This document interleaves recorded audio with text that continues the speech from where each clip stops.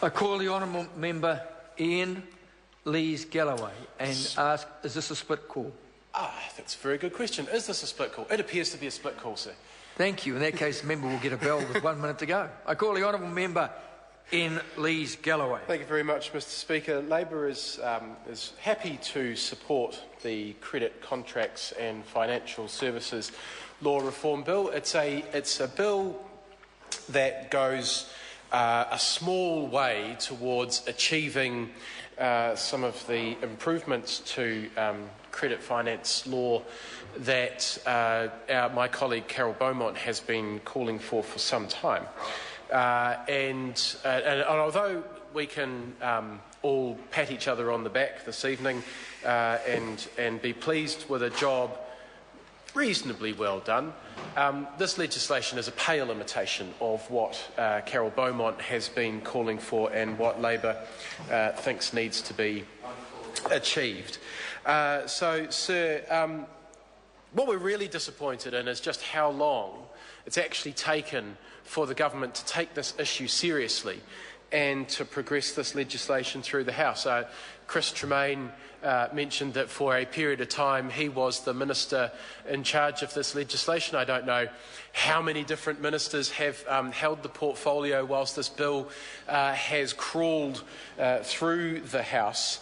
We have lost count actually, but what we know is that this has not been a significant enough priority for this national government, because the people that we are talking about here, the people who suffer from this kind of predatory lending, are the most vulnerable in society, and they have never been a priority for that party on the other side of the House. So instead of supporting the legislation that Carol Beaumont brought to the House, the National Party voted against that, and at the time they said that they were going to bring in the comprehensive legislation, and so that was their reason for voting against Carol Beaumont's bill, because they were going to do the same thing and they were going to do it much more comprehensively than what Labor was proposing. And that was close to the beginning of the last term of Parliament, sir. And what we saw instead was a focus on a whole range of other things that have made life more difficult for the most vulnerable in society, whilst this type of legislation has languished on the order paper for far too long. Sir, many vulnerable consumers, many vulnerable citizens of New Zealand get trapped in cycles of debt and despair. And a lot of people have been trapped in those cycles for far too long, whilst this type of legislation has stayed on the back burner for the National Party.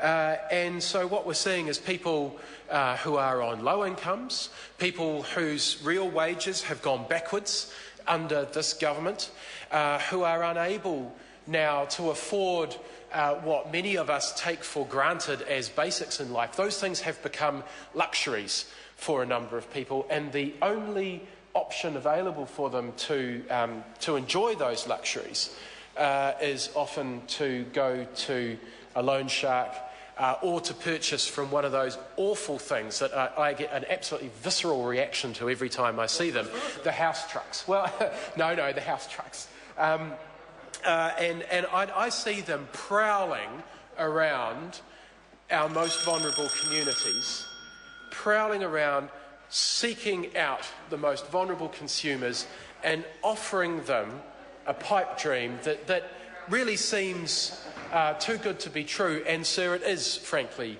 too good to be true, what they offer.